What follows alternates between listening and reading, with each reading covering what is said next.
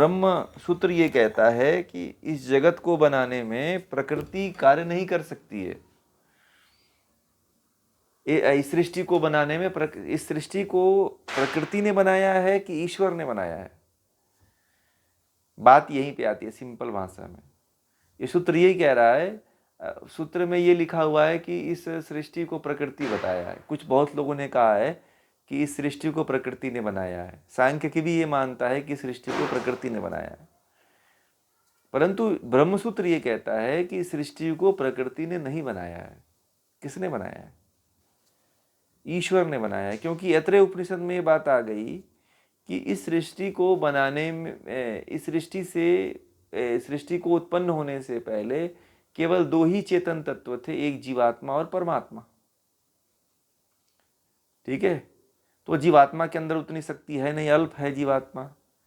सबसे अधिक शक्ति तो ईश्वर के अंदर है। तो ईश्वर ने प्रकृति के अंदर गति करके, ईशावास्य उपनिषद में चलिए, गति उत्पन्न किया अणुओं में, परमाणुओं में, और गति उत्पन्न करके जो है वह जो है उन अणु परमाणुओं में कार्य प्रारंभ हो गया। उस कार्य प्रारंभ होने से जो है क्या हुआ? सृष्टि की रचना हुई। तो ये कार्य प्रकृति के साथ मिलकर के ईश्वर करता है। ठीक है, न कि प्रकृति करती है। जब ईश्वर प्रकृति में मिलता है तो ही कार्य होता है, अन्यथा कार्य नहीं होता है। ईश्वर जब तक गति नहीं करता है तब तक कोई भी पत्ता नहीं हिलता है। जब प्रलय काल होता है तो कहते हैं कि सब अणु परमाणु अपने अपनी मतलब साम्यावस्था में होते हैं। किस में होते हैं? प्रलय की अवस्था में सारे अणु परमाणु क्या होते हैं? प्रकृति क्या होती है प्रलय काल में? प्रलय काल में प्रकृति किस अवस्था में होती है? साम्यावस्था में होती है ना। ये पढ़ाया था कि नहीं पढ़ाया? जब प्रलय काल होता है तो उसमें प्रकृति साम्यावस्था में होती है, मतलब वो कोई गति नहीं करती है, क्योंकि ईश्वर का उस पर से कृपा जो है ना हट जाती है जब प्रलय आता है। तो जब सृष्टि रचना करनी होती है तो उसमें सतरस्तम तीनों परमाणुओं में जो है गति उत्पन्न होती है। तब जाकर के जो है, जब गति उत्पन्न होती है तब धीरे धीरे उससे सृष्टि रचना होने लगती है। पेड़ पौधे, जंगल, जमीन, मनुष्य, ये सब, पहाड़, नदी, तालाब सब बनने लगते हैं। ठीक है,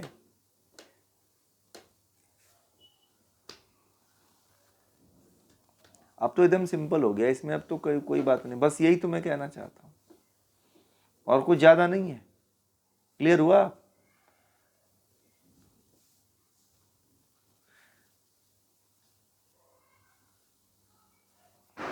सुनीता जी, समझ में आया कि नहीं?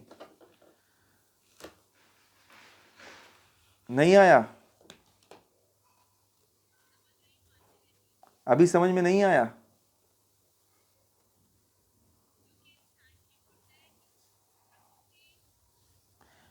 परंतु यहाँ पे ब्रह्म को, ब्रह्म सूत्र पढ़ रहे हैं ना, मैंने शुरू में ही कहा कि यहाँ पे ब्रह्म ही रहेगा।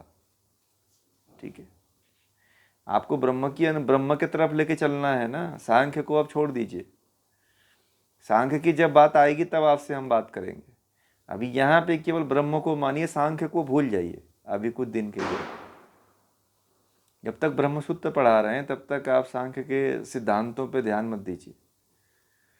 ठीक है, आप ब्रह्म को मानिए कि प्रकृति में ब्रह्म की शक्ति कार्य करती है, बल्कि प्रकृति ब्रह्म नहीं है, ध्यान रखना। तीनों अलग अलग हैं। ये ध्यान रखना कि प्रकृति में ब्रह्म की शक्ति कार्य करती है, बस। ठीक है, हाँ, ये आप पिछली कक्षा में मत रहिए ना, अब तो उसी में पड़े हुए, उसी ख्यालों में डूबे हुए हैं। अब आपका क्लास प्रमोशन हो गया ना, आपके क्लास का, है ना। एक क्लास ऊंचे दर्जे में चले आए, LKG से UKG में आ गए अब तो, हैं।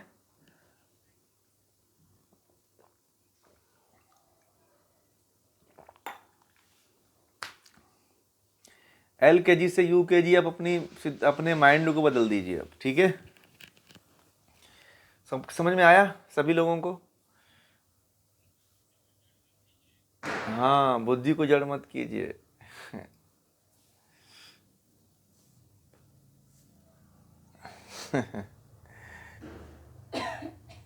हम्म।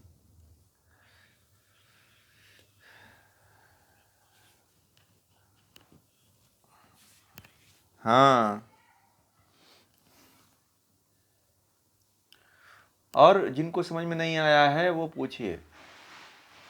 कोई बस शांत बन करके, नहीं समझ में आया चुपचाप मौन मत होइए। नहीं समझ में आया है तो इनकी तरह खुल करके पूछिए, ठीक है। दबे मत रहिए, दबे रहने से कुछ नहीं होगा, ठीक है। ये आप लोग पढ़ने के लिए यहाँ पे जुड़े हुए हो, तो इसलिए खाली मत जाने देना। समझ में नहीं आता है तो आगे मत बढ़ने देना मुझे। मैं खुद नहीं बढ़ता हूँ, जब तक आप बताओगे नहीं तब तक मुझे क्या पता कि आपको समझ में आया कि नहीं आया। मैं और सरल करके बताऊंगा, जितना सरल से सरल हो सकता है उतना सरल करके बताएंगे, परंतु ये हमें पता चलना चाहिए कि आपको समझ में आ रहा है कि नहीं आ रहा है, ठीक है। आप केवल मैं आगे बढ़ रहा हूँ और आप आगे बढ़ते चले जाओ तो फिर कोई मतलब नहीं रहेगा। हमारा मतलब ये होता है कि आपको पूरा आत्मसात हो जाना चाहिए जो मैं पढ़ा रहा हूँ, आपको फिर दोबारा पुस्तक न खोलना पड़े, ठीक है।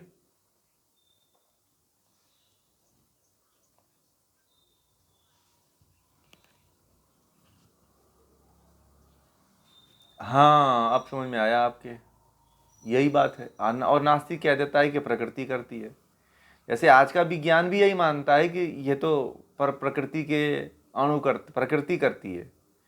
आज के जितने साइंटिस्ट है वो प्रकृति को ही मानते हैं कि आम से जो है पेड़ गिर गया, ये प्रकृति के कारण गिर गया।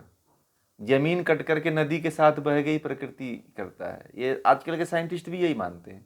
इसलिए वो ब्रह्म तक नहीं पहुंच पाते हैं, वो इनको इतनी समझ नहीं आ पाती है, इसीलिए बेचारे वो मुक्त नहीं हो पाते हैं। पहुंचते तो हैं परंतु मुक्त नहीं हो पाते हैं।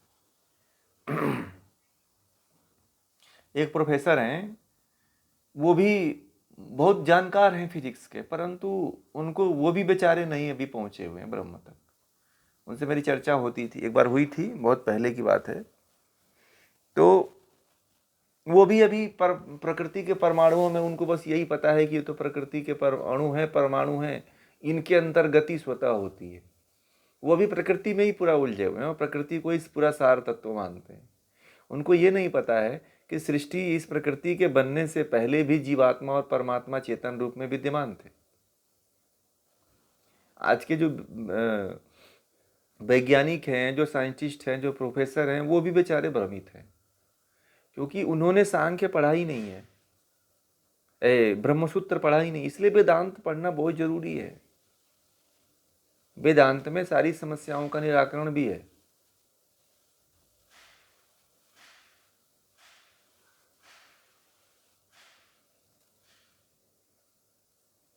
लोगों को ये भ्रम लगता है कि ये प्रकृति कर रही है, प्रकृति के पीछे बहुत लोग, जो जितने लोग हैं वो भ्रमित हैं। यदि आप ये बात रहती तो कबीर ऐसा क्यों कहते हैं? अगर ऐसी बात रहती तो आप क्यों कहते हो कि सब कुछ ब्रह्म करता है, ईश्वर ही कर रहा है सब कुछ?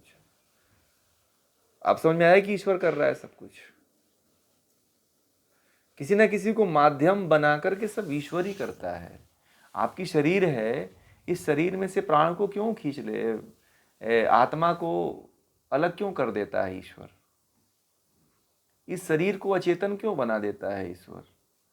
बताइए, अगर मान लीजिए कि ये शरीर चेतन होती तो प्राण निकलने के बाद शरीर क्यों नहीं कार्य करती है? आप लोग हमें बताइए, क्यों आपके घर वाले लोग चला देते हैं? रखना चाहिए। देखते हैं इस शरीर के अंदर के जो प्रकृति के जो अणु है, परमाणु कितना गति करते हैं। वैज्ञानिकों से मैंने एक बार पूछा कि कोई व्यक्ति जब मर जाता है तो शरीर क्यों नहीं काम करती है, आपकी प्रकृति इतना एक्टिव है तो बोले बात तो सोचने वाली आ गई। मैंने कहा कि आप लोग यहीं पे फेल हो जाते हो ना। कोई मर गया है व्यक्ति, उसमें क्यों नहीं प्रकृति कार्य करती है? जीवात्मा अगर शरीर से निकलने के बाद प्रकृति को कार्य करना चाहिए कि नहीं करना चाहिए? आप लोग लाश को तो देखे होगे ना, किसी मरे हुए व्यक्ति को। उसको क्यों नहीं कहते उठ के बैठ जाओ भैया? हैं?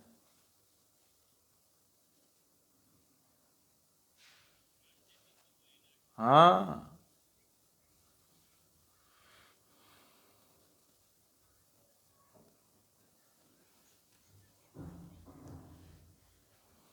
प्रकृति जड़ है ना, प्रकृति में उतनी शक्ति कहां से रहेगी भाई?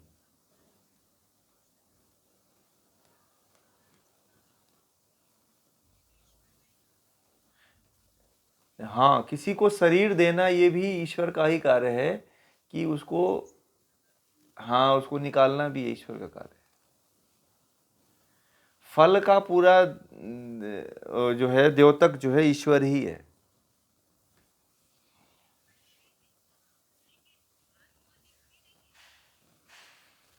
आत्मा दिखती है ना, ईश्वर दिखता है, दोनों नहीं दिखते हो तो।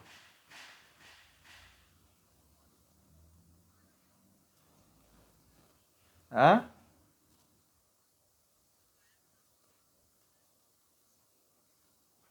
हाँ, वो शरीर पे भी लागू, सेम वही बात है ना वो तो।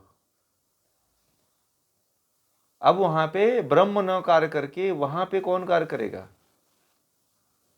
जीवात्मा कार्य करेगी, बस फर्क यही हो जाता है। नहीं, ईश्वर की उसमें नहीं रहती है। ईश्वर केवल प्रकृति को भोग रूप में देता है।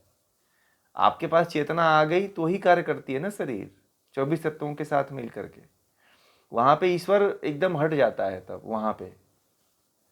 ठीक है, जहां पे आत्मा रहेगी वहां पे दो म्यान में, एक म्यान में दो तलवार नहीं रहती है।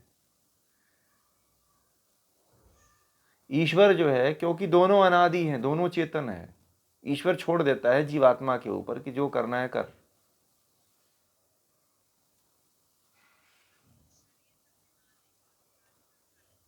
बस कर्मों का फल भोगने के लिए ईश्वर केवल जो है न्याय करता है, फल देता है। कर्म करने के लिए ईश्वर आपको स्वतः छोड़ देता है कि जाओ कर्म करो। ये शरीर दे करके ईश्वर आपको छोड़ दिया है, खुला छूट दे दिया है, जाओ जो करना है वो करो। ठीक है, अब आपके अंदर कितना ज्ञान है, कितनी चेतना है, आप क्या क्या करोगे, क्या क्या नहीं करोगे, ये आपके ऊपर निर्भर करता है। ईश्वर इसमें कर्म करने में आपको कहीं पे भी रोकेगा नहीं।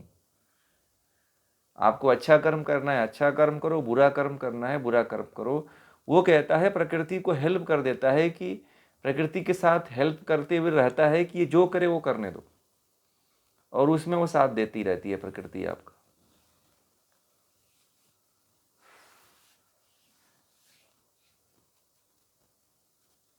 कहते हैं ना कि ईश्वर सब कुछ व्यक्त करके अव्यक्त हो गया।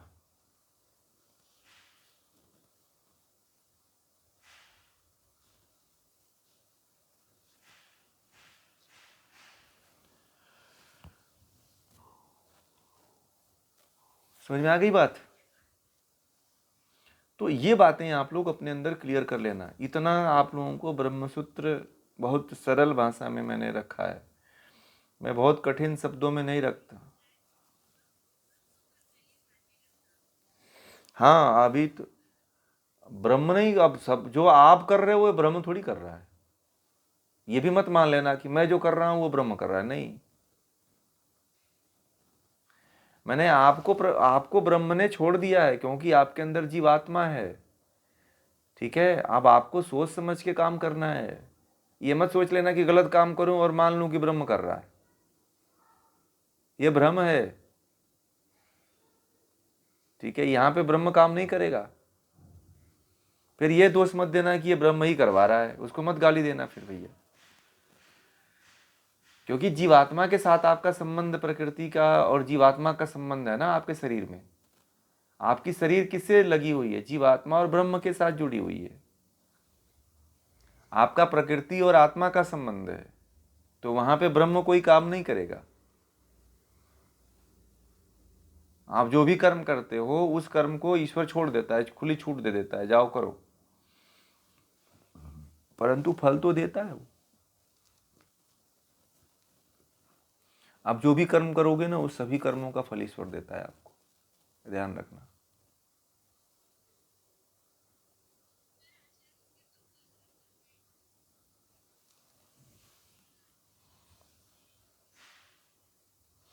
ये 3 दुख होते हैं, तो वो दैवीय दुख होता है ना, ये दैवीय दुख होता है। तो ये 3 तरह के दुखों से छूटने के लिए आपके कर्म भी तो इसमें हैं। आपने जो पूरे जन्म में कर्म किया है उसको भी तो भोगोगे आप। इसी जन्म में सब कुछ सब कुछ भोगना पड़ता है, बनाना भी पड़ता है, मिटना पड़ता है, मिटाना भी पड़ता है। इसलिए आप ये समझ लेना कि आप लोग जो समय बर्बाद करते हो ना, आपका समय इतना कीमती है कि आप इसकी कल्पना नहीं कर सकते हो। आप जो इधर उधर समय व्यतीत करते हो, उसमें समय व्यतीत करने के लिए आपका समय है ही नहीं।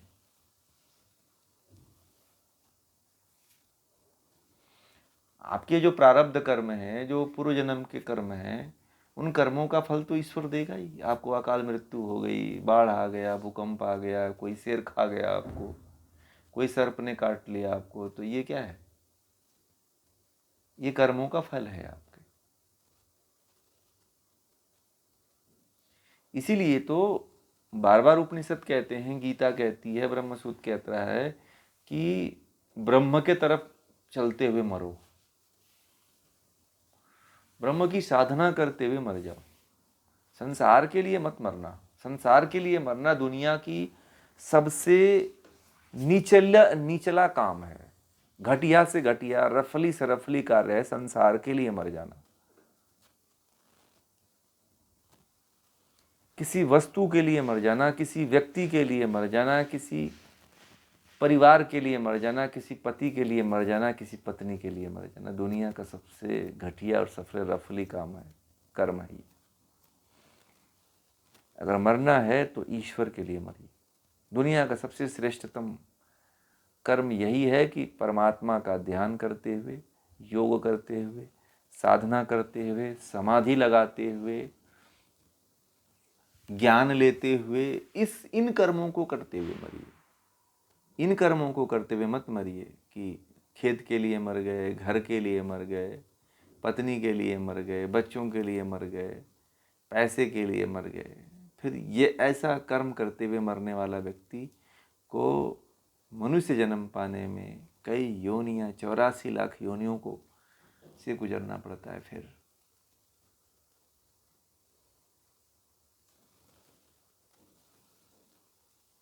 ठीक है, तो ये बहुत महत्वपूर्ण बात है। अब आप समझ सको तो अच्छी बात है, नहीं समझ सको तो फिर कोई बात नहीं।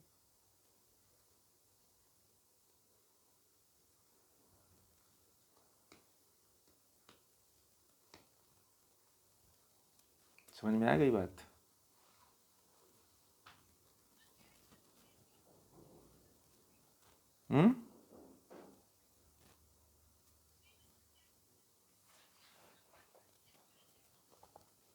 अभी आपको अष्टांग योग का पालन करिए, योग साधना करिए, जितना ज्ञान बताया जाता है आपको, या जितना आपको ज्ञान मिलता है, उस ज्ञान को गुण कर्म स्वभाव में लाने का प्रयास करिए।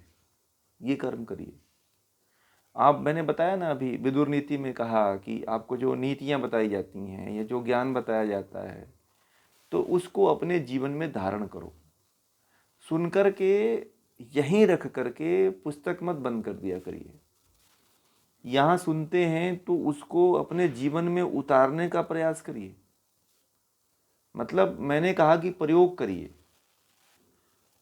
आज का प्रयोग है यही है कि आज आपको ब्रह्म मानना पड़ेगा कि जो भी कार्य हो रहा है उस कार्य को करने में ब्रह्म की शक्ति कार्य कर रही है।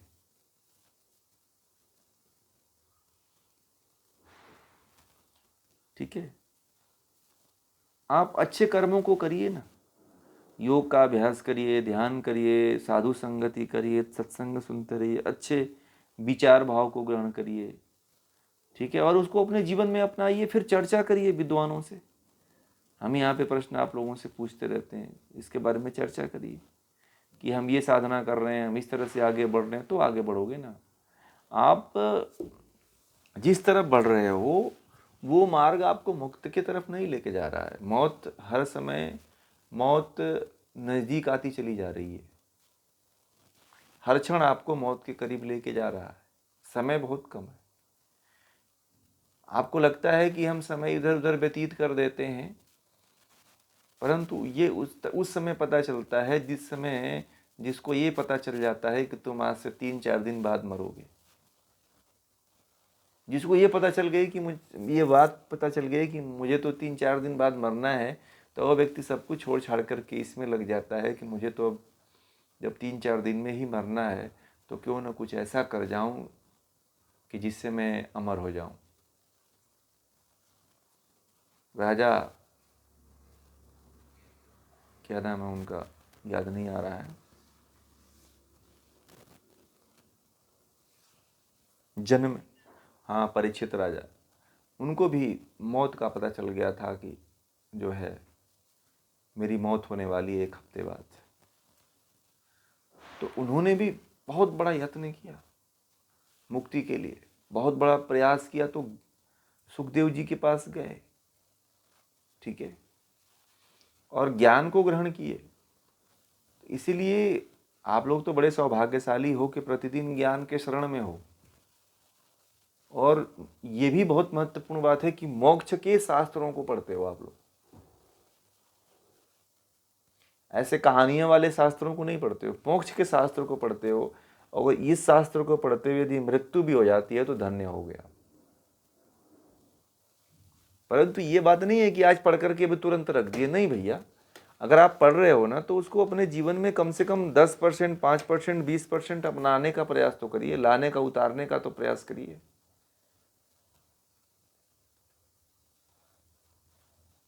है कि नहीं? गाड़ी खरीद दी और रोड पे लाए नहीं, घर पे ले आके खड़ा कर दिया तो क्या मतलब है? हैं? गाड़ी खरीदे हो अब केवल पड़ोस वाले को दिखाने के लिए कि हमारे पास भी गाड़ी है, हैं? साइकिल से चलते हो गाड़ी रख करके, तो फिर क्या मतलब है?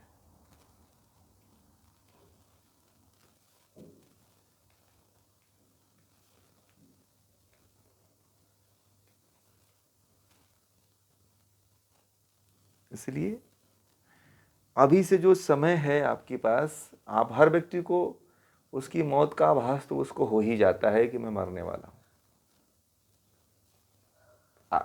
उसकी शरीर और उसकी आत्मा ही बहुत दिनों से यह संकेत देने लगती है कि मैं ज्यादा दिनों तक नहीं जीने वाला हूं।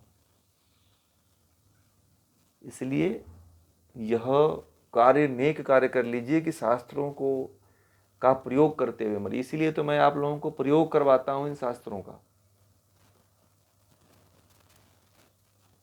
कि प्रयोग करते हुए अपने जीवन में आगे बढ़िए, कि पछताना ना पड़े। मैं तो ये कहता हूं कि यदि जिसने पढ़ लिया ना, जिस व्यक्ति ने पढ़ लिया, यदि वो मर जाएगा ना, आधी उम्र में भी मर जाएगा तो उससे पछतावा नहीं होगा, क्योंकि उसने 100 साल, 200 साल उम्र के काम को कर दिया उसने।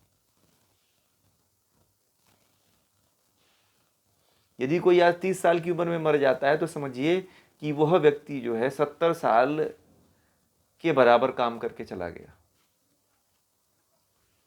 ठीक है? मैं तो साहब ऐसे ऐसे लोगों को देखता हूं, आप लोगों को नहीं पता है कि 100 साल बीत गए हैं, 120 साल जिनका हो चुका है, अब तक उनको जीने का ढंग नहीं पता है, ABCD का पता नहीं आध्यात्म के। समझ रहे हैं? इसीलिए तो मैं कहता हूं बार बार, आप लोग बड़े सौभाग्यशाली हो कि मोक्ष के शास्त्रों को पढ़ने का अवसर मिल रहा है।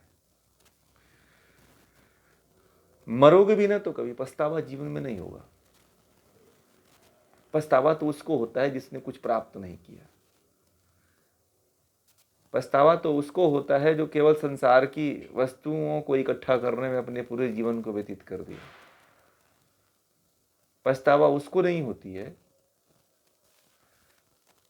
जो परमात्मा की तरफ अग्रसर है, जो परमात्मा के मार्ग में लगा हुआ है, ज्ञान को ग्रहण करता चला जा रहा है।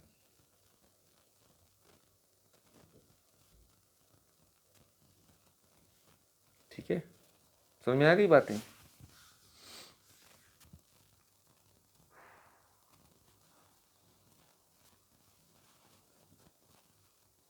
कोई काम नहीं आने वाला है, मैं आप लोगों को ये बता दूं, न पति काम आने वाला है, न बच्चे काम आने वाले हैं, न बच्चियां काम आने वाला है, न पड़ोस वाला काम आने वाला है, न परिवार वाला काम आने वाला है, न समाज के लोग काम आने वाले हैं, न जिले के लोग काम आने वाले हैं, न राज्य के काम आने वाले हैं, न देश के लोग काम आने वाले हैं आपके। आप स्वयं अपने काम आने वाले हो और कोई दूसरा आपके काम नहीं आएगा। ध्यान देना आप लोग। दुनिया सब स्वार्थ, जहां से स्वार्थ पूरा होता है तभी तक आपसे संबंध जुड़े हुए हैं। ठीक है, आपको लगता है कि हमारे लोग मुझसे बहुत घनिष्ठता संबंध रखे हुए हैं, ये भ्रम है।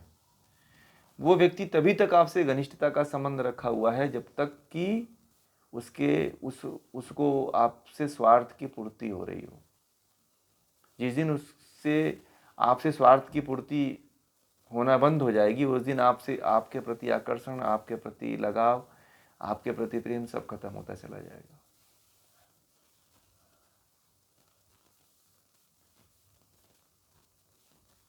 इसलिए परिवार में रहते हुए मैंने कहा कि ब्रह्म की तरफ चलिए, कि दुख ना हो। यदि परिवार भी छूट जाता है तो फिर आपको दुख नहीं होना चाहिए।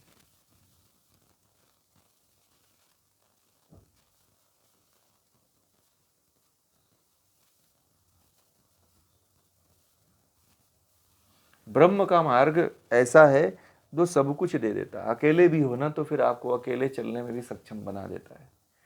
ब्रह्म का मार्ग ऐसा है।